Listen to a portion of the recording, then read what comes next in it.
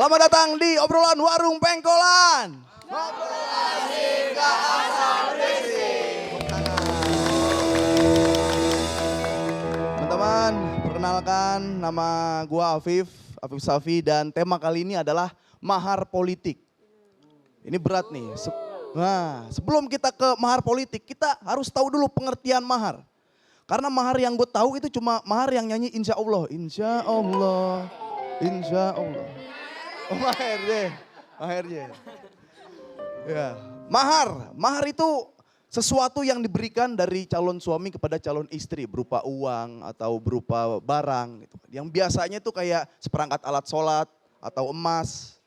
Tapi ada beberapa mahar yang diberikan tapi aneh-aneh. Di Magetan ada orang nikah. Maharnya adalah uang 200.000 dan 1 knalpot racing. Ada, cari deh, ada. Maksudnya tuh, ya gue tahu lu pembalap gitu kan. Tapi yang gak sampai jadi mahar pernikahan. Ini jab kabulnya gimana tuh? Saya terima nikah dan kawinnya Pulan bin Pulan dengan mas kawin seperangkat knalpot racing. Yang belakang sah, weng, bagus. Ada. Tapi bergeser kalau istilahnya menjadi mahar politik. Mahar politik buat gue itu adalah ongkos. Ongkos yang harus dibayar biar dia menjabat.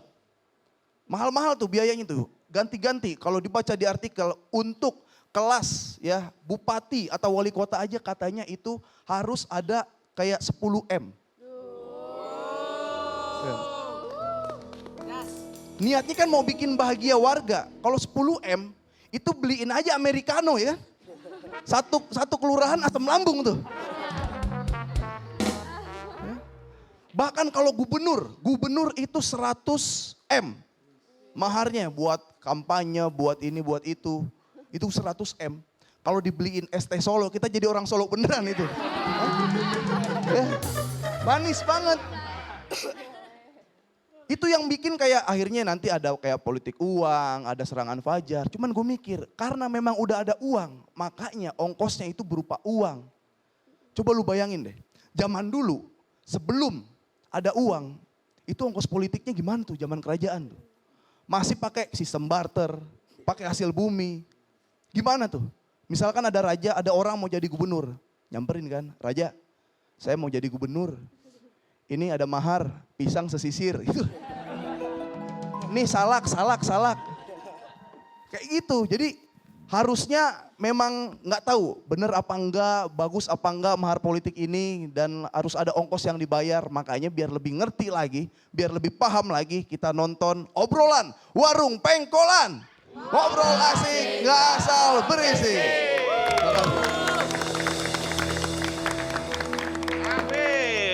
Ya namanya yang dibahas mengenai mahar politik kan berkaitan dengan pilkada. Tahu apa artinya pilkada? Betul kan? Tahu artinya pilkada? Apa Pak? Pikir dahulu kalau dana nggak ada. Ya. Sini yuk sini yuk, jangan nongkrong situ aja. Iya bos. Bikinin apa aja, bikinin keributan kayak bikinin apa gitu. Dia bukannya nggak mau nongkrong di mari Pak, Koyo lagi pucet. Ngapain? Katanya aja tuh dari tadi. Pusing Pak mau kawin. Oh tahu nih, ngawinin siapa? Ini anak saya kan mau kawin. Ya. Anaknya. Ya udah anak yang kawin lu yang pusing. Tapi itu mahar mahal Pak. Oh belum ada mahar. Belum. Nih ide murah nih. Mahar nggak usah pusing-pusing. Orang kita itu nggak harus mahal gitu. Nah, walaupun namanya mahar ya, Iya. harus mahal ya. Iya. Seperangkat alat sholat. Oh cakep, itu dia Pak. Berupa masjid, imam, sama makmum. Bapak mau pindah, kagak begitu. Itu kan seperangkat alat Nggak sholat. sekalian aja dia suruh seperangkat alat tulis, serutan sama kertas HPS. Bapak suka sembarangan aja. Udah lah, nggak perlu mahal-mahal. Yang penting mahar. Betul. Ya, apa kek? Buah juga bisa. Iya. Lu kan yang cerita tadi pakai Burung. es segala. Lu pakai burung lu aja yuk, yang itu Ya. yang kenari. Itu aja jadiin mahar. Iya, Mahar kabur. Ya. makanya yang namanya semua. Pak Koyo. Tadi. iya. Cari bininya, bininya tuh. Bukan bininya. Kanya. Sini nih. Sebelah sini. Sini. Ya ampun Pak Koyo, Koyo. sini. Baru mau mesen minuman udah Oh, nyampe iya. sini. Kenapa itu muka ketekuk semua? Ini pusing, saya lagi pusing. Pusing kayak. Pusing. Habis dilipat-lipat. Mau ngawinin anaknya, ngawinin, bingung mahar. Oh, bingung mah. Mahar kan berkaitan dengan ini kan lagi rame nih ke pilkada ini Ih, juga bener. mahar juga, tapi dia mahar ngawinin anaknya, bukan ngawinin pasangan calon. Wah. Iya. Iya, habis mahal sekarang kan mahal nih. Iya. Saya punya duit 100.000. 100.000. Iya. Bisa-bisa aja sih kalau situ Boleh, kalah ya. bisa Siapa 100.000. yang bosan coba?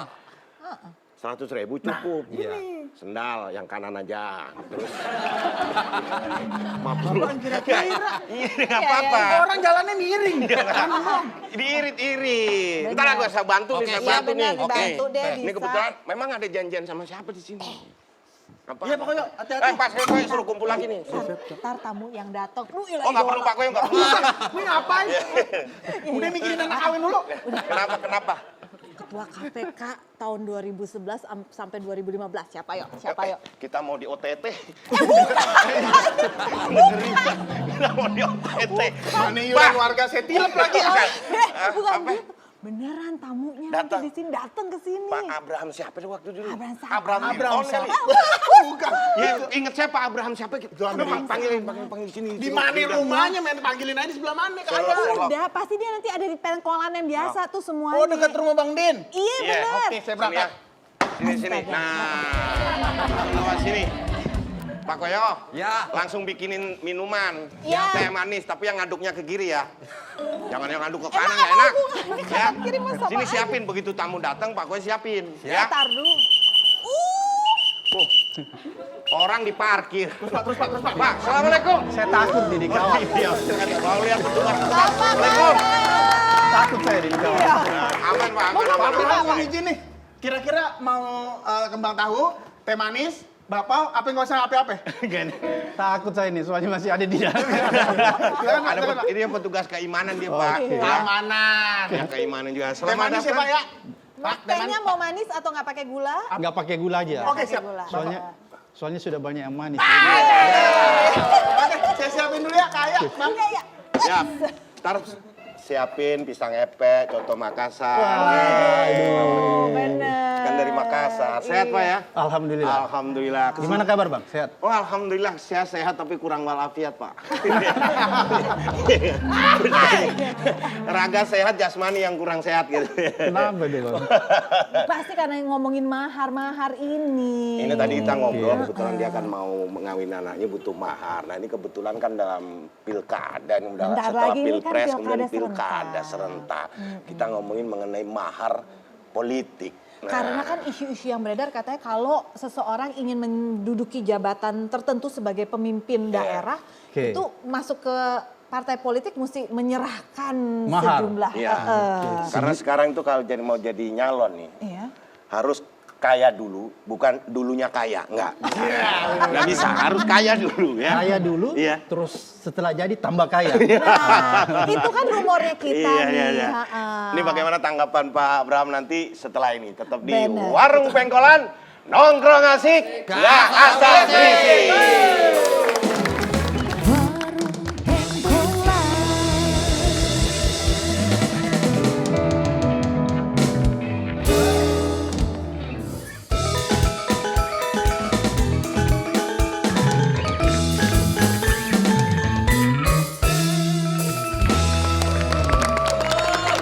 Masih di Warung Pengkolan, nongkrong asik, nggak asal berisik. Bentar lagi ada pilkada serentak, tapi sesama masyarakatnya udah mulai berbicara katanya, Iya. waduh ini kalau misalnya mau jadi pilkada siapapun orangnya itu harus punya duit banyak. Pak Abraham, kenapa sih orang pada berpikir begitu? Emang kalau mau jadi pemilihan kepala daerah tuh emang harus ongkosnya setinggi itu apa? Pertama karena memang kelihatannya walaupun kita punya undang-undang tahun 2016 nomor 10 ya tentang pilkada pemilihan gubernur, bupati dan wali kota, di dalamnya sudah boleh dikatakan lengkap lah aturannya, ada masalah dana kampanye dan lain sebagainya. Udah detail ya. Tapi ada menurut saya yang masih tidak termasuk ya, tidak diurai secara detail masalah tentang pendanaan. Jadi harusnya menurut saya harus ada undang-undang pendanaan partai khusus. Seperti apa tuh contohnya yang harus kayak gimana? mengatur. Karena kenapa?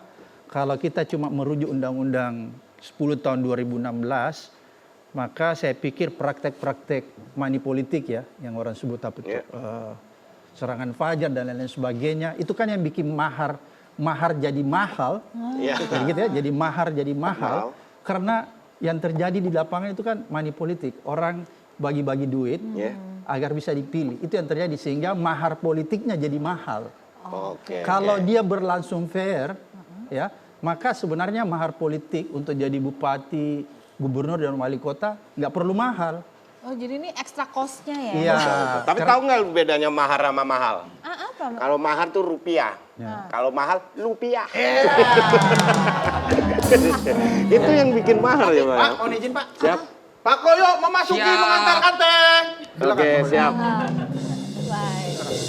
Tapi Pak Abraham, kalau dari kacamata Pak Abraham, idealnya itu tuh sebenarnya ada tambahan aturan apa sih untuk bisa menjaga supaya tidak lagi tinggi maharnya? Ya, dulu waktu saya di KPK kita pernah melakukan analisis lebih jauh ya terhadap pilkada, survei dan lain-lain sebagainya.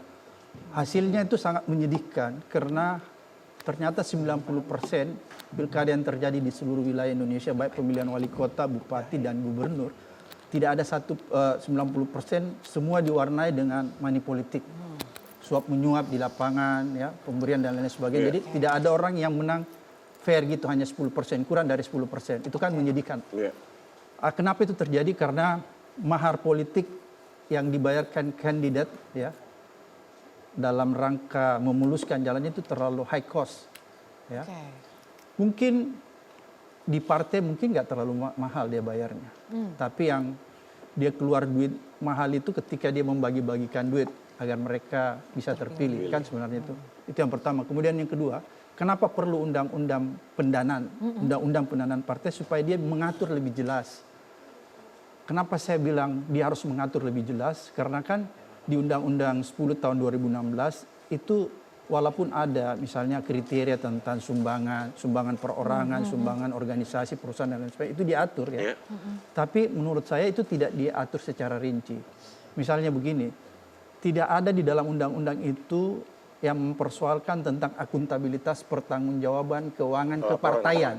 Itu kan nggak ada diatur di dalam undang itu. Jadi seenak saja, mungkin bahasanya itu ya pengurus partai, elit partai itu seenaknya bisa tanda petik ya memperjualbelikan partai itu sebagai kendaraan orang untuk maju pilkada. Sekarang you datang ke saya ya, saya bilang you berani bayar berapa supaya partai saya ini you pakai gitu. Support, Misalnya you bilang saya 20, terus si banyak datang, nawar lebih tinggi 45. Saya kasih sianya. Itu nggak diatur, makanya saya bilang jadi ya itu menjadi tidak fair kan. Oke. Nah, mohon maaf motong sebentar. Apakah ada peraturan atau undang-undang yang isinya memberi batasan dana yang bisa dipakai untuk sebuah pencalonan seorang kepala daerah? Ya ada sih di Undang-Undang 10 tahun 2016. Misalnya kalau sumbangan istilahnya sumbangan perorangan itu batasnya kalau nggak salah ya 75 juta per orang. Kalau perusahaan atau organisasi itu lebih di atas kan, itu ada sumbangan yang masuk. Kalau total sendiri, total keseluruhan budget gitu ya, istilahnya kayak kalau bola ya, klub bola kan ada budget optimal, budget tertinggi yang boleh orang sebuah klub mengeluarkan untuk pembelanjaan pemain, karena ada budgetnya nggak boleh lebih dari 1 triliun gitu misal. Nah kalau pilkada sendiri seorang kepala daerah, ada nggak batasan biaya nggak boleh lebih dari sekian? Iya ada batasannya, tapi lagi-lagi yang saya persoalkan begini. Ketika seseorang itu ingin mengendarai partai politik tertentu, itu tidak ada batasan di situ. Tidak ada batasan dan tidak ada kriteria yang jelas. Misalnya apa kriterianya? Saya memilih Anda, tidak memilih Anya. Padahal sebenarnya misalnya kalau dilihat dari segi kompetensi, misalnya Anya ini lebih hebat daripada Anda. Tapi saya memilih Anda. Kenapa saya memilih Anda? Karena Anda bayarnya lebih mahal ke saya. Sebentar, dan bayarnya itu di bawah meja. Oke. Gitu. Ini menarik nih. Ini menarik kalau saya ingin juga mendengar dari pihak partai, boleh nggak nih? Makanya namanya kan kalau saya obrolin, saya lihat dari saring ini, makanya namanya pilkada serempak. Lihat biayanya aja, udah serem. Makanya serem Pak ini biayanya, pilkada serem Pak ini ya. Siapa yang mau hadir? Langsung aja kalau gitu, saya ingin mengundang nih tamu saya. Bang Jabrik, siap-siap. Siap. Oke. Langsung diundang, dibawa ke sini. Siap, Oke. kita rumah Haji Udin lagi. Siap. Bener. Oke, makasih. Oke. Oke. Jadi belum aja udah ongkos ya. Iya, Tapi yang paling mahal itu yang high cost ketika orang melakukan money politik. Oke, siap. Itu dia. Oke, assalamualaikum. Selamat datang, Terima Pak Aceh. Sehat ya, Pak. Oke, Alhamdulillah. Pak Aceh, apa kabar? Baik. Teh Jadi manis atau tanpa gula, Pak? Lu langsung aja. Kopi atuh. Kopi, siap. Kopi atau Kopi, siap. Jadi ini adalah Pak Aceh Hasan Bang Aceh. Syadzili, Ketua DPD Golkar Jawa Barat sudah hadir Ya. di sini. Ini lagi ngobrolin pilkada nih Pak. Mahar. Kan ini sebentar lagi kita pilkada serempak November. Nah ini berkait, Serempak atau serentak? Serentak. saya lebih ke serempak. Melihatnya seret soalnya. Karena kita lihat mengenai mahar politik, mengenai biaya politik yang orang mengasumsikan pasti mahal lah. Kalau nggak kaya nggak usah maju deh. Nah, itu istilah seperti itu. Bahkan ada yang masyarakat melihatnya, aduh udah deh kalau dipilih dia nih pasti nih kita mesti balikin modalnya banyak Nah nih. itu yang pasti di masyarakat masih seperti itu. Nah dari tanggapan dari Bapak selaku pelaku politik lah Iya, istilahnya. benar. Ini bagaimana Ya, nih Pak? ya memang tidak terhindarkan ya Iya. bahwa dalam politik itu ya perlu ada yang namanya ongkos politik. Iya. Ya. Oke. Gitu. Kalau Mbak Anya mau jalan kemana kan mesti ada bensinnya juga kan. Nah ini aja kita di sini ada ongkos. Iya benar. Gitu. Apalagi ini politik. Tapi tentu yang jelas bahwa dalam setiap momen politik tentu harus ada biaya politiknya. Nah, yang menjadi masalah adalah berapa dan bagaimana kita menggunakan biaya politik itu. Oke. Karena ya saya kira tidak terhindarkan dalam pilkada misalnya kan pertama tentu harus dipastikan pada saat kampanye harus buat alat peraga, baliho, ngumpulin orang, ya kan, sosialisasi, Ya. meyakinkan orang dan lain-lain. Itu adalah bagian dari satu kegiatan ngopi ya teh. Ya, oke. Nuhunnya. Di calon bupati nih Pak. Jadi termasuk juga yang cukup besar adalah ketika misalnya kan ada TPS yang harus dipastikan di situ ada saksi-saksi ya, oke. dan jumlahnya tidak sedikit tentu. Kalau misalnya di daerah saya saja di Kabupaten Bandung gitu ya, jumlah TPS-nya itu hampir mendekati sekitar 15.000 TPS. Jadi Baru kalau satu misalnya kabupaten ya? itu baru satu kabupaten. Bisa dibayangkan kalau di Jawa Barat jumlah TPS-nya itu 142.000 Termasuk provinsi dengan penduduk dan terbanyak. dengan penduduk terbanyak. Bisa dibayangkan untuk kepentingan ya katakanlah kita enggak usah kasih para saksi itu semacam honor, dikasih uang transport aja misalnya 100.000 saja per orang, itu kan sudah harus mengeluarkan 14 miliar orang untuk saksinya saja. Belum kita bicara soal kepentingan yang lain. Tapi tentu ya ini semua bisa juga dinilai tidak membutuhkan biaya yang besar kalau juga di situ ada partisipasi masyarakat. Gitu. Yang saya maksud partisipasi masyarakat, demokrasi yang sehat itu kan juga kalau misalnya saya melihat Bang Akbar ya. Bang Akbar ini tokoh yang hebat gitu. Punya potensi, dia memiliki kemampuan yang baik ya, kemudian bisa meyakinkan rakyat. Sesungguhnya rakyat akan dengan sukarela dia, saya nggak usah dibayar deh. Pokoknya saya ingin Bang Akbar yang jadi gubernur saya. Dia akan keluar gitu.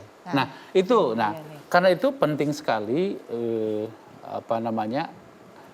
kesukaan publik dan penerimaan publik terhadap figur-figur itu gitu. Dari sejak awal memang sudah didesain sedemikian rupa bahwa ajang pilkada itu harusnya memang menjadi ajang untuk mencari pemimpin.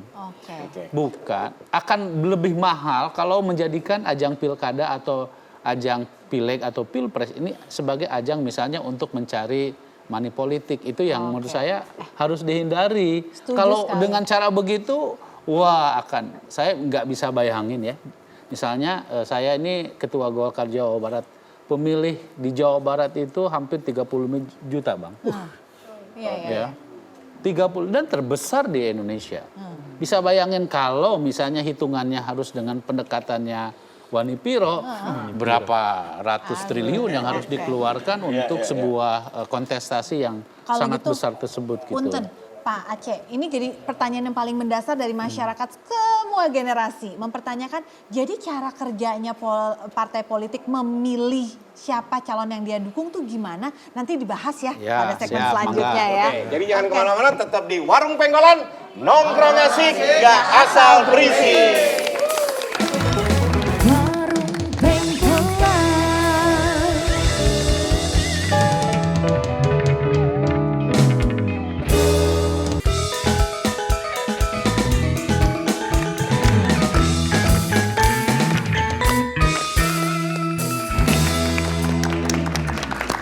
Masih di Warung Pengkolan, nongkrong asik, gak asal berisik. Nah, tapi sebelum lanjut menjawab pertanyaan tadi, Bang Aceh tadi, tapi saya setuju dengan apa yang disampaikan oleh Bang Aceh, bahwa tingkat approval masyarakat yang tinggi, seseorang tokoh yang disukai masyarakat, itu akan bisa mengalahkan yang namanya duit. Salah satu contoh dalam pileg kemarin, seorang Bang Komeng, tanpa baliho, tanpa promosi, tanpa kampanye yang aneh-aneh, suaranya tertinggi di Indonesia, luar biasa. Itu benar-benar kepopuleran penting. Ya, jadi itu pula yang membuat Partai Golkar memiliki aturan internal tentang penetapan siapa calon kepala daerah. Kita melakukan survei terlebih dahulu terhadap masyarakat. Diterimaan oleh masyarakat itu dibuktikan dengan cara ya dia betul-betul bisa menunjukkan kinerjanya. Kan orang diterima oleh masyarakat kan karena dia punya sesuatu yang dirasakan oleh masyarakat. Mungkin Pak Ridwan Kamil, beliau adalah tokoh yang di Jawa Barat dalam satu periode kemarin memiliki kinerja yang baik gitu ya. Nah, tapi itu bukan berarti tidak memiliki keluar uang, pasti akan keluar uang juga. Misalnya kan setidaknya kalau menggunakan lembaga survei kan kita juga harus membayar lembaga survei dong. Ya gitu. Tapi sama sekali partai atau Golkar tidak meminta kepada calon-calon yang yang kita tugaskan itu untuk membayar kepada partai. Silahkan aja Anda bayar lembaga survei sendiri gitu untuk melihat sejauh mana penerimaan publik terhadap calon-calon tersebut. Jadi Pak Aceh, kalau saya membayangkan misalnya nih saya merasa diri saya mampu nih Ya. menjadi pemimpin daerah. Ya. Saya nggak punya popularitas tapi saya punya duit banyak. Ya. Apakah lebih dipilih yang itu atau yang saya punya popularitas tapi duit saya nggak ada? Nah ini jawabannya ini nih. Apa tuh? Jadi seperti yang disampaikan Pak Aceh, Ya. seberapa besar tokoh itu diterima masyarakat? Betul. Atau seberapa besar Nah, kalau ini misalnya diterima masyarakat? tapi gini ya Mbak Anya ya, kalau misalnya ada orang yang punya keinginan kuat untuk menjadi kepala daerah dan dia punya uang besar misalnya, ya kita dorong dia untuk Anda kerja dulu, Buktikan dulu. buktikan kepada masyarakat apa tawaran program Anda, lalu kemudian Anda silakan mau kampanye sosialisasi, kita kasih waktu buat dia untuk Membuktikan dirinya. Nah nanti setelah itu kita tes atau uji publik kembali dengan cara melakukan survei itu. Saya kira Bang Akbar namanya aja Akbar, besar gitu ya. Keberatan saya. Syaratnya. Tapi soal apakah diterima atau tidak, Belum ya tentu. belum tentu. Ya, kalau misalnya diterima, ya disukai atau enggak gitu. Oke. Kalau nggak disukai, ya nggak mungkin bisa dipilih. Jadi minim Gitu. Jadi memang tahapannya nggak itu mudah selalu ya. begitu. Nah, karena itu ya tentu masyarakat ya akan memilih itu ya kalau memang orang disukai karena misalnya kinerjanya baik, pernah terbukti bekerja buat masyarakat, membangun masyarakat gitu ya. Pasti dia akan diterima gitu dan kemudian dia akan dipilih. Jadi proses di dalam pilkada maupun dalam kontestasi politik pasti melalui proses. Orang tidak bisa tiba-tiba ujug-ujug gitu. Oh saya karena punya duit banyak, turun ke masyarakat, nanti masyarakat akan saya bayar, dia terpilih, belum tentu. Gitu. Belum tentu juga disukai sama masyarakat. Balik lagi, Belum populer tentu. mungkin bisa populer. Iya. Tapi kalau populer untuk hal yang negatif, belum tentu disukai. Tapi itu modal dasar awal. Iya. Sebenarnya kalau mau cipung mau nyalon ya. Iya. Iya, paling ya dia 50% suara udah dapet lah ya. Iya, benar, Minim lah ya, minim. Ditambah Oke. suara rapi sekian lah gitu. boleh Tapi lah ya. belum tentu, tapi itu modal. Iya modal, benar. ya. Tapi kalau kita bicara mengenai hal ini, sebelum kita ke Pak Abraham lagi, saya ingin mengundang nih, kalau bicara mengenai hal-hal seperti ini harus dari generasi yang Iya, terkini. Benar. Ya, karena memang ini acara edukasi untuk anak-anak muda juga. Ya kan? Benar. Langsung aja saya mengundang nih teman saya dari Think Policy. Tri Lutfi Nugroho selaku Public Affairs Lead Growth Officer dari Think Policy. Yuk ke sini. Yuk. Saya kan nggak manggil. Lu lagi makan. Silakan Mas Lutfi, selamat datang Mas Lutfi. Mari. Ya, ini lagi Nah. ngobrolin politik nih di depan anak-anak muda ini Iya. ya. Boleh saya minum kopi? Oh, sambil silakan. dong, Nih, saya udah Pak. ngobrol banyak Bapak. Istirahat dulu, minum-minum dulu Pak. Mas Ya. Jabrek, nah sekarang tanyain mau minum apa? Dia mah keheboh. Pemimpin, Mat. Mau minum teh anget, teh pahit, teh manis, apa kopi? Teh hangat aja, Teh manis. nggak pakai gula. Atau tehanya mau Nggak pakai gula. tehanya. Oke, siap. Kopi pahit. Tehanya mau tehanya nih. Nih, Oke. Mas Lutfi sebagai seorang anak muda, nih bagaimana Anda melihat politik sekarang ini khususnya menjelang pilkada berkaitan dengan mahar politik, politik Ada uang, concern kemudian biaya apa? politik. Mungkin ada ya concern yang ingin disampaikan. Spesifik gitu loh. Oke, thank you nih Bang Akbar, Iya. Mbak Anya juga ya. Ini senior-senior semua di sini jadi. Jadi mungkin kalau dilihat dari sisi orang muda gitu ya, kacamata orang muda terkait politik sebenarnya seperti apa. Ini kan banyak persepsi melihat mungkin generasi Gen Z atau milenial itu cenderung kayak apatis nih terhadap politik atau apolitis. Sebenarnya tuh bukan apolitis ya, tapi mungkin mereka itu cenderung belum apa ya, kayak anxiety atau lelah gitu mengikuti berita-berita politik. Tapi kalau misalkan kita tanyanya bukan tentang politik, misalkan terkait isu seperti apa nih yang teman-teman pedulikan. Nah itu mereka bisa jawab. Artinya sebenarnya mereka tuh lebih peduli terhadap isunya dulu sebelum ngomongin politik. Padahal kan sebenarnya isu kebijakan dan politik itu adalah dua hal yang nggak bisa dipisahkan.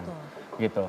Nah mungkin berkaca dari apa yang dilakukan teman-teman Think Policy ya ketika di Pilpres kemarin, yaitu bijak memilih, salah satunya memang kami membuat satu framework untuk bagaimana orang-orang muda ini bisa engage dengan politik juga. Tapi caranya nggak kita langsung ujuk-ujuk jejelin dengan ya politik penting, nggak kayak gitu caranya. Karena kita harus tahu strateginya juga. Nah ini mungkin jadi catatan penting juga bagi apa namanya edukator-edukator politik juga ya. Nah jadi yang kami kenalkan ada 3 Mbak. Yang pertama adalah kasih Mas.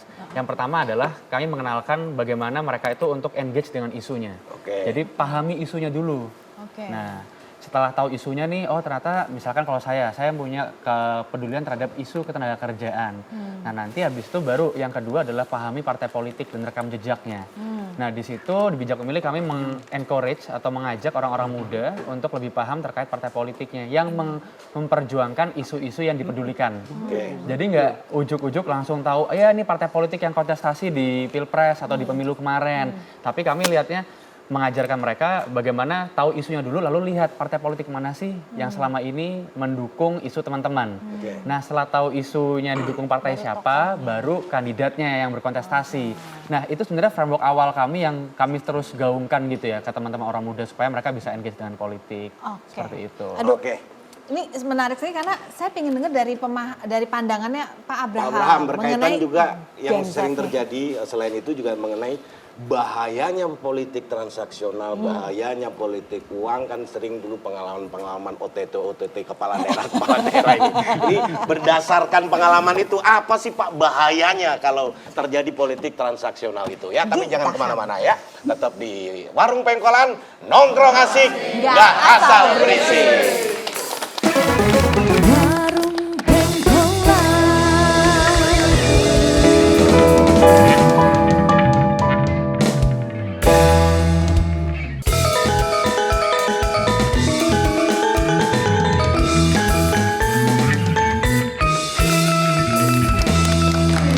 Masih di Warung Pengkolan, nongkrong asik, nggak asal berisik. Baik, nah lanjut lagi kita pertanyaan yang tadi mengenai berdasar pengalaman dulu sebagai ketua KPK, sering OTT, kepala daerah saya di Sidoarjo. Tiga orang berturut-turut ya. Kena semua? Kena semua. Hat-trick. Kalau bola hat-trick. Kenapa begitu Kenapa masih seperti itu, Oke, Pak? ini menarik nih pertanyaannya. Iya. Ini ada fakta yang Iya. nggak bisa terbantahkan. Dulu ada kasus namanya Amran Batalipu. Itu Oke. pilkada di Buol. Tahu nggak? Dia ya? itu menerima Maluku ya? bukan di Sulawesi Tengah. Sulawesi Tengah. Dia itu terpaksa harus meminta uang kepada pengusaha ya pada saat itu untuk biaya ikut pilkada dia begitu besar. Oke. Dan tahu nggak dari analisis kita, sebagian uang yang didapatkan dari pengusaha itu dipakai bayar lembaga survei karena dia sudah nggak punya duit. Betapa besarnya biaya pilkada itu. Ini gambaran sehingga orang bisa terjebak dengan perilaku-perilaku yang tidak pantas ya, terjebak dengan perilaku korupsi. Jadi dia terpaksa harus melakukan korupsi ya, suap itu. Karena dia harus membiayai, mulai dari biaya survei tadi yang disampaikan Bung Aceh, bahwa itu kan butuh biaya besar. Dia harus pakai lembaga survei. Iya. Lembaga survei itu nggak kecil loh biayanya. Apaan sih? Itu 3 miliar dan lain sebagainya. Benar, itu kan kita tahu pada saat itu kan. Jadi lembaga survei ini kita tanya, oh betul dan lain sebagainya. Ini gambaran. Itu baru satu, belum yang lain aku cerita. Kan Lembaga gitu. survei dan konsultannya. Iya, itu udah dibayar. Belum lagi fenomena di masyarakat kita itu ya. Kalau di Sulawesi Selatan ya, saya dapat kabar dari teman-teman pemantau di lapangan. Itu kalau kita mau menjadi caleg untuk caleg pusat, Bung Aceh, DPR pusat, itu kalau kita mau melakukan yang namanya politik uang di lapangan, kasih yang warna biru, itu 1 juta per kepala. Sebentar, itu 1 juta itu permintaan dari masyarakatnya Bodoh. atau mau ngasih Bahkan kitanya? ada mungkin kalau daerah-daerah lain lebih kecil ya Bung Aceh, nggak sama semua. Iya, tapi ini pernah sampai angka Justru segitu. ada teman saya di Jakarta bilang, Pak Bram, ini di Jakarta lebih murah. Saya bilang, berapa di Jakarta? Dia bilang, 1 kepala 500.000. Di Sulsel, di kampung saya, di Makassar, 1 kepala 1 juta. Itu ini kembali fakta, lagi. nggak bisa dibantah. Jadi kita ada yang sesuatu, ngasih atau- ada sesuatu. Ya caleg yang ngasih. Menurut saya gini ya, ada sesuatu yang salah. Ada pergeseran nilai di tengah-tengah masyarakat kita sehingga perilaku yang tadi saya katakan itu dianggap wajar. Ini kan nilai yang menyimpang. Kok nyuap itu dianggap Tuh, biasa? tapi kan balik lagi kita lihat apakah memang dikasih atau emang ada permintaan dari masyarakatnya. Suara saya nilainya sekian kalau mau. Kan ada kemungkinan itu yang terjadi kan? Benar nggak sih? Ya, sebab akibat. Gitu ya. Ada permintaan yang bersangkutan juga mau terpilih. Ya, itu. Jadi ada 1 transaksional. juta, kalau 1 juta saya coblos bupatinya nih. Kalau 500.000. Dan bukan berarti misalnya kalau terjadi kontestasi, bukan berarti yang kalah itu tidak melakukan money politik. Bukan berarti juga Kalau begitu. besar aja. Cuma kalah besar juga. Nah, jadi itulah fakta yang terjadi ya. Jadi bukan berarti misalnya kalau yang kalah itu tidak melakukan money, belum tentu juga. Tapi jumlahnya kurang. Itu mohon maaf, dari puluhan provinsi di Indonesia, rata-rata semua seperti itu. Iya, makanya tadi yang waktu kita teliti di KPK itu 90% pilkada itu berlangsung itu. Iya. Ini fakta, Mbak. Jadi Betul. sesungguhnya ada yang perlu diperbaiki di masyarakat kita. Dengan terbitnya draft undang-undang yang baru merancang misalnya sebuah undang-undang itu mungkin menjadi solusi. Ya, sebetulnya gini Bang, ya. Kalau dari aturan regulasi itu kan masuk dalam kategori money politik. Iya. Ya. Ada Itu kan, aturannya. iya ada aturannya. Itu bisa Persoalkan. dipersoalkan, bisa dipidanakan yang bersangkutan itu. Gitu. Si calegnya atau si Baik siapapun calegnya maupun si penerimanya. Tapi harus membawa bukti-bukti. Gitu. Tapi kan proses, misalnya gini, saya mau sampaikan, yang namanya relawan Bawaslu, ya, itu kan jumlahnya paling per desa itu 1-2 orang. Sementara yang melakukan banyak orang. Gimana caranya coba? Dan itu 24 jam. Nggak ada, tapi poin bahwa memang mekanisme budaya food buying tadi itu kan sebetulnya fenomena yang biasa dalam tanda kutip ya dalam masyarakat kita. Sekarang pemilihan kepala desa itu kayak apa brutalnya? Iya. Jadi dari bawah sudah gitu ya. Betul. Nah makanya sekarang saya kira memang perlu ada dorongan yang terus-menerus dari kita semua ya. Bahwa food buying atau money politik itu ya justru itu akan pertama tentu merusak demokrasi, yang kedua ya merusak mendorong orang untuk melakukan korupsi. Tapi ini udah kayak lingkaran setan ya, antara masyarakatnya kita hentikan untuk meminta atau gimana? Ini mbaknya ya, saya mau tanggapi dulu dari segi regulasi. Jadi benar tadi yang Bung Aceh katakan, sebenarnya regulasinya ada. Tapi di regulasi itu saya lihat memang punya titik lemah. Karena dia menyatakan begini, orang yang bisa dipersoalkan, yang memberi uang itu adalah pertama orang yang terdaftar sebagai tim kampanye yang resmi yang didaftarkan di KPU itu. Padahal kita tahu selain tim kampanye itu ada namanya relawan B, relawan C. relawan. Itu nggak didaftarkan, itulah yang melakukan, tangan itulah yang dipakai. Jadi memang ada kelemahan dari segi undang-undang kita, sehingga kita tidak bisa menjangkau. Mencari titik lemah dari sebuah undang-undang, kan bukan tim kampanye, tidak terdaftar resmi. Jadi kita nggak bisa misalnya Mana ada relawannya kaitannya dengan saya? Bung Akbar nih, Kan? tapi nggak terdaftar. Kita tangkap dia kasih rakyatnya saja. Kita tahu relawannya tim Akbar. Periksa di KPU, dia nggak masuk dalam tim kampanye. Jadi Bung Akbar ini kita nggak bisa periksa dia sebagai kandidat bahwa dia menyuruh. Tapi memang ada kelemahan di undang-undang Nggak itu. ada hubungan legalnya Benar, soalnya. tapi Jadi memang di aturan Indonesia itu yang harus seperti itu diperbaiki, Mas. Jangankan kepala daerah, saya dulu juga ingin jadi kepala keluarga aja, ngasih martabak ke mertua. Oke, ini kan ada teman-teman mahasiswa Silakan. dari IPB. Ada yang ingin bertanya? Silakan. Silakan. Oke, silakan. Nama saya Agi Mardiansyah, saya dari Institut Pertanian Bogor. Iya. Untuk pertanyaannya, ada nggak sih Pak saran nih ya untuk kami dari para mahasiswa ini untuk agar terhindar dari politik transaksional? Apalagi kan kelak kita nanti akan menjadi pemimpin-pemimpin baru di masa depan gitu kan Pak. Oke. Bogor, Terima kasih. pilkada juga kan? Iya dong. November kan? Benar, serentak ini. Lutfi nih yang paling bisa jawab nih. Gimana nih caranya? Ini pertanyaan menarik banget ya, karena ini sering juga ditanyakan kepada kami juga ketika Pilpres kemarin. Sebenarnya gimana sih untuk menghindari politik transaksional atau menghindari politik uang? Sebenarnya gini sih teman-teman, mungkin bagi orang muda ini perlu dilihat lagi bahwa sebenarnya ketika kita memilih dalam pemilu atau mungkin di pilkada, itu kan sebenarnya adalah pemberian kedaulatan, transfer kedaulatan dari kita sebagai voters atau pemilih terhadap orang yang berkontestasi kan. Artinya kita memberikan amanat nih. Nah, gampangnya saya selalu kasih analogi seperti ini, Mbak. Misalkan teman-teman mau minjemin mobil ke temannya teman-teman gitu. Misalkan saya mau minjemin mobil ke mbaknya misalkan. Pasti kan saya harus cek dulu, mbaknya ini punya SIM nggak? Bisa nyetir apa enggak? Terus terakhir nabrak kapan? Itu misalkan terakhir bisa nyetirnya kapan? Itu kan berarti lengkap banget kan. Nah, artinya kan ketika itu kita memberikan amanat, saya memberikan amanat kepada mbaknya nih untuk bisa nyetir mobil kalau misalkan mbaknya itu sesuai dengan kriteria yang menurut saya make sense gitu, masuk akal. Nah, itu sebenarnya sama juga ketika kita memilih nanti ya, mungkin ketika pilkada, apalagi pilkada itu kan pemimpin daerah tuh yang paling mengerti persoalan di daerah. Jadi kadang-kadang kita juga suka salah alamat juga ketika ada masalah di daerah, kita naikkan ke pusat. Padahal kan sebenarnya di pemerintah pusat juga udah mendelegasikan kewenangan juga di daerah. Nah artinya kan sebenarnya ketika kita ini ngomongin tim sepak bola, itu kan Cristiano Ronaldo nggak bisa kerja sendiri.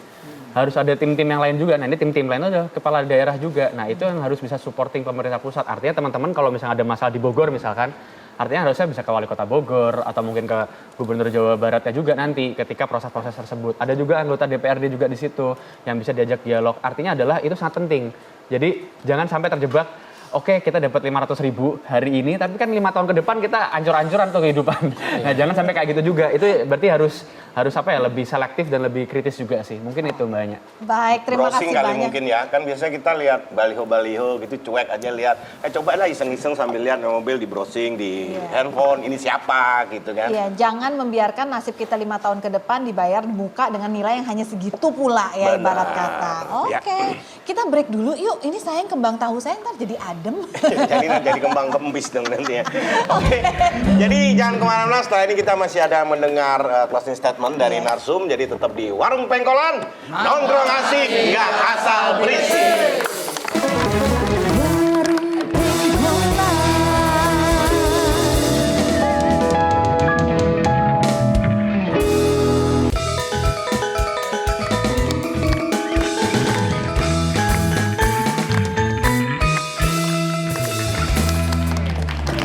Masih di Warung Pengkolan, nongkrong asik yang asal berisik. Nah, ini di segmen segmen terakhir ini berdasarkan data yang tidak pernah saya data ya. Hah, gimana? Ya, saya cuma baca aja kan sering. Ini hasil jurnalistik Karena Anda saya nih bukan kayaknya nih. bukan lembaga yang survei data dan lain sebagainya, cuman saya baca tiap hari ada kepala daerah ditangkap, OTT, kemudian juga DPO dan lain sebagainya istilahnya. Kenapa masih ada sering itu tiap tahun bahkan Pak, berita-berita seperti itu? mungkin itu Apakah ini bukan sudah tidak bisa diatasi gitu Mas istilahnya? Ya karena masyarakat udah ya kita Emang udah kasih. polanya begitu. Iya seperti itu Pak. Akankah Pak masih ada Abraham nih. harapan? Oke, Pak Abraham, apakah masih ada harapan di luar sana dan bagaimana mewujudkan harapan itu? Ini pertanyaan yang paling susah nih. Iya. Masih adakah harapan? Iya Pak. Karena sebenarnya saya mau jawab begini. Seandainya kita ini, Bang Aceh, orang yang tidak beragama, maka kita sudah putus asa. Tapi kan dalam agama kita dilarang berputus Putus asa. asa. Sehingga kita masih tetap harus menyimpan walaupun tinggal sedikit harapan itu. Jadi menurut saya banyak hal yang harus diperbaiki. Mungkin kita harus mengevaluasi kembali apakah sistem pilkada yang kita laksanakan selama ini, yang kita lihat secara demokratis itu kita terjemahkan secara langsung, apakah itu memberikan sesuatu yang bermanfaat bagi masyarakat kita atau lebih banyak merusaknya. Jadi kita harus evaluasi. Kalau dia lebih banyak merusaknya, maka suka apa nggak suka, kita harus mencari format baru untuk bisa merubah sistem pilkada yang sekarang. Mungkin juga pilpres nanti begitu. Jadi bukan cuma pilkada. Apakah pemilihan langsung itu masih tepat apa enggak tepat? Jadi kayak zaman dulu lagi Iya, nanti. kemarin Enggak, bukan kayak zaman dulu lagi. Mungkin kita mencari format lain, kan gitu. Di Amerika kan sistemnya orang bilang langsung kan nggak langsung juga. Oleh kan gitu. Jadi kita harus mencari sistem lain yang sistem itu menurut saya bisa diterapkan sesuai dengan kearifan lokal kita. Kan begini, Mbak ya. Kita nggak bisa mencontoh negara-negara yang sudah maju demokrasinya, terus ujung-ujung kita bawa ke sini. Kesalahan kita menurut saya, Bung Aceh, waktu tahun 98, kan kita tiba-tiba mengadopsi semua sistem demokrasi liberal yang ada di Amerika. Pemilihannya dirubah 100%, mulai dari undang-undang otonomi daerah. Tahu nggak, pada tahun 98 itu, kita kira-kira baru 60 tahun merdeka ya. Amerika pada saat dia masuk sistem demokrasi yang liberal, itu dia sudah 100 tahun merdeka. Masyarakatnya rata-rata sudah cerdas, tingkat kesejahteraannya sudah mapan. Kita waktu tahun 98, itu tingkat pendidikan kita masih ada di bawah, kesejahteraan kita masih belum mapan. Terus kita masuk dengan sistem demokrasi liberal yang kita contoh dari luar. Hancur seperti ini. Bukan berarti nggak tepat yang dibuat, tapi harus disesuaikan dengan kondisi serta kearifan lokal kita. Perlu membuat sebuah sistem yang Indonesia banget lah. Bukan tidak mencontoh demokrasi di negara manapun, tapi menyesuaikan dengan keadaan kondisi geografis, keadaan Indonesia seperti ini. Ya, karena kalau saya sendiri pribadi ya, sistem ini harus dievaluasi. Saya itu agak sedih ya, Bung Ayat. Saya selalu, kita ini kan kita sudah nggak memikirkan generasi kita ya, tapi kita sedang memikirkan generasi selanjutnya. Saya membayangkan apakah bisa kalian menjadi anggota DPR, anak-anak yang ada di pelosok, yang bukan anak siapa-siapa, dia nggak punya jaringan, jangankan jadi anggota DPR di pusat. Apakah dia mampu bisa jadi bupati di kampungnya atau camat paling tidak kalau dia bukan anak siapa-siapa, atau dia punya uang atau nggak punya uang. Kalau sistem ini berlaku terus, maka jangan harap anak-anak yang pintar, yang cerdas, yang ada di pelosok Nusantara kita, walaupun dia cerdasnya seperti apa, tapi kalau dia bukan anak siapa-siapa, sudahlah, kubur mimpimu untuk jadi seorang bupati, apalagi gubernur, apalagi anggota DPR. Nggak mungkin, impossible. Makanya, apa jalan keluarnya? Ya kita evaluasi. Dari evaluasi itu kita temukan, oh ini loh format yang tepat. Kira-kira seperti itulah menurut saya. Oke, nah dari sebelum nanti ditutup oleh Pak Aceh, bisa dari Lutfi mengenai masih banyak, kemudian masihkah ada harapan? Ya, jadi mungkin kalau masih harapan ada apa enggak gitu ya. Ya benar kata tadi Pak Abraham bilang, kita nggak boleh putus asa gitu kan. Harus tetap berharap pada suatu hal yang baik. Nah mungkin setiap orang punya perannya masing-masing gitu. Jadi kalau misalkan kami di tim policy gitu ya, salah satu peran kami ambil adalah bagaimana mengkoreksi dari sisi permintaan. Permintaan itu berarti votersnya. Itu yang coba kami selalu edukasi gitu. Melalui bijak demokrasi, sekarang bijak pemilih bertransformasi jadi bijak demokrasi, jadi lebih lengkap lagi. Jadi tidak hanya saat pemilihan, tapi demokrasi itu harus berlangsung terus. Memantau kebijakannya, melihat kebijakannya seperti apa. Setelah melihat kebijakannya nih, jadi nanti kita bisa ngobrol di warung pengkolan lagi kan. Jadi dalam arti kita ngobrolin sama teman-teman yang punya pemahaman yang sama, berkomunitas. Setelah berkomunitas itu jadi kan bersuara. Dan nggak lupa juga kita tetap memperkaya diri dengan ilmu-ilmu gitu ya. Jadi kita tetap mengambil kursus-kursus singkat di Think Policy itu kami ada namanya sekolah bijak juga. Nah itu yang kami ajarkan dan secara gratis. Jadi buat teman-teman itu bisa akses di situ juga. Harapannya tuh untuk mengedukasi dan mewujudkan masa kritis 3,5%. Karena menurut salah satu profesor di Harvard University, kalau kita pengen membuat suatu gebrakan politik atau kebijakan gitu, diperlukan setidaknya 3,5% dari total populasi itu yang aware terhadap kebijakan dan politik. Nah ini juga sebenarnya yang kami kerjakan sih. Mungkin masih langkah awal. Tentu ini kan juga mencoba membantu meringankan tugas Pak Abram dan Pak Aceh juga gitu ya. Nah di sini yang kami kerjakan sih Mbak. Jadi harapannya ya semoga tetap ada harapan di situ sih. Jadi emang setiap orang harus ada perannya masing-masing. Oke, Bang Aceh. Ya, tentu sebagai politisi dan pelaku pemerintahan, ya kita harus betul-betul merawat demokrasi kita ini dengan baik tanpa kemudian kita mundur ke belakang gitu ya. Pertama itu. Yang kedua, bagi kami pilkada itu adalah mekanisme untuk memilih pemimpin yang terbaik. Hanya tentu kalau mau kita evaluasi sistemnya ya kita sama-sama evaluasi sistemnya. Dan saya senang kalau misalnya masyarakat juga didorong untuk tidak melakukan tindakan yang menurut saya bisa merusak demokrasi itu sendiri. Kalau tidak, nanti hak-hak masyarakat bisa dicabut dengan cara yaitu tadi pemilihan tidak lagi dipilih oleh rakyat tetapi dikembalikan pada mekanisme lama gitu. Nah, karena itu menurut kami pun juga tentu harus terus memperbaiki diri partai-partai politik yang ada di Indonesia untuk menawarkan ya figur tersebut memang memiliki tadi yang saya bilang bukan hanya popularitas tapi juga akseptabilitas dan juga bagaimana dia bisa dipilih oleh masyarakat. Nah, karena itu saya kira simultan ya. Saya bisa juga memahami mengapa masyarakat akhirnya juga berpikir pragmatis karena kan biasanya mereka juga bilang udah jadi malu Pak. Nah, tapi kan ini tidak boleh dibiarkan gitu. Jadi ingat kayak pilkada dengan pilkabe gitu ya.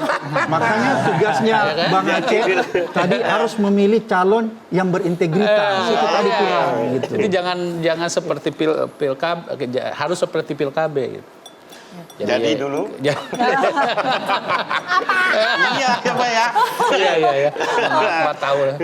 Jadi intinya menurut saya ini pekerjaan yang harus simultan bahwa masyarakat harus terus-menerus diedukasi. Terus yang kedua juga dari aspek partai politik sebagai lembaga penyedia para pemimpin-pemimpin baik di tingkat pusat maupun tingkat daerah juga kita harus terus memperbaiki diri untuk menawarkan calon-calon yang terbaik yang memimpin bangsa dan daerah ke depan yang lebih baik. Oke, luar biasa. Ada harapan loh, dan abis dengar Ada ini kayak langsung, harapan. Ya kalau oke. tidak ingin daerahmu gitu-gitu aja, ya cara memilihnya ya jangan gini-gini aja gitu ya. Istilahnya harus ada perubahan dari Anda sendiri. Tepuk tangan buat semua narasumber yang hadir di sini. Pak Abraham, Bang Aceh, terima kasih, Lutfi, terima kasih, dan tentunya terima kasih semua yang hadir di sini. Jangan kemana-mana, minggu-minggu depan, hari-hari selanjutnya kita akan terus hadir bersama Warung Pengkolan.